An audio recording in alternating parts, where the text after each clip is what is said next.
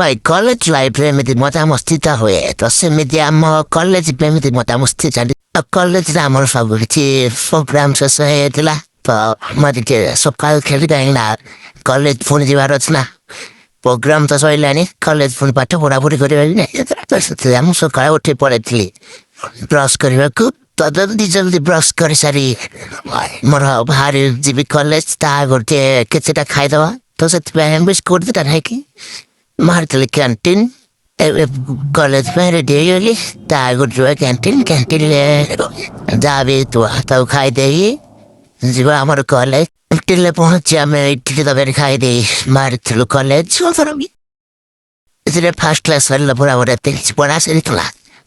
ତାପରେ ଆମର ଦୁଇଟା କ୍ଲାସ୍ ସରିଲା ପରେ ଆମେ ବାହାରିଥିଲୁ ଆମର ଲ୍ୟାବ୍କୁ ଲ୍ୟାବ୍ରେ ଆମର 3 ଘଣ୍ଟା ବସିଲା ପରେ ଲ୍ୟାବ୍ ସରିଲା ପରେ ଆମେ ପଳେଇ ଆସିଥିଲୁ ବାହାରକୁ ଟିକେ ବୁଲାବୁଲି କରିବା ପାଇଁ କାହିଁକିନା ସାଢ଼େ ଗୋଟେରେ ଖାଇବା ଟାଇମ୍ ନା କପଡ଼ା କିଣିକି ଖାଇସାରି ପଳେଇ ଆସିଥିଲୁ କ୍ଲାସ୍କୁ ବାହାରିଲୁ ଏବେ ତ ଆଉ ଟିକେ ଆମର 2ଟା କ୍ଲାସ୍ ରହିଲା ନା 4ଟା ବେଳେ ଛୁଟି ହେବ 4ଟା ବେଳେ ହିଁ ଯିବୁ ଘରକୁ ରୁମ୍କୁ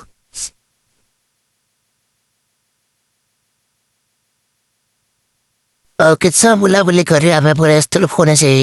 କ୍ଲାସ୍ ରୁମ୍କୁ କାହିଁକିନା ଆହୁରି 2ଟା କ୍ଲାସ୍ ଅଛି ନା ତାଙ୍କୁ ସାରିକି ଯିବା ହଷ୍ଟେଲ ତ ସେଥିପାଇଁ ମୁଁ ସିଟି ବସା ଆସିଗଲି ସାର୍ ନ ଆସିବାରୁ ମୁଁ ଭାଇ କହିଲା ମୁଁ ପଢ଼ଉଛି ତାଙ୍କ ସହ ପଢ଼ ତ ସରିଲା ପରେ କ୍ଲାସ୍ ଫ୍ଲାସ୍ ସବୁ ଆମେ ପଳେଇଥିଲୁ ଆମର ହଷ୍ଟେଲ ତ ହଷ୍ଟେଲ ଆସିଲା ପରେ ଟିକେ ଟାଇମ୍ ଲାଗିଥିଲା ତ ସେଥିପାଇଁ ଶୋଇ ପଡ଼ିଥିଲି କାହିଁକିନା ଯେଦିନ ହେଲେ ଫଙ୍କସନ୍ ନାଚ ଗୀତ ପରେ ଟିକେ କଷ୍ଟ ଲାଗିବ କି ନାହିଁ ତ ଏହି ଭିଡ଼ିଓ ଠିକ୍ କେମିତି ଲାଗିଲା ନିହାତି କହିବେ ତ ଏବେ ମୋର ଅଛି ନେକ୍ସଟ ବ୍ଲଗ୍ରେ ଦେଖା ହେବ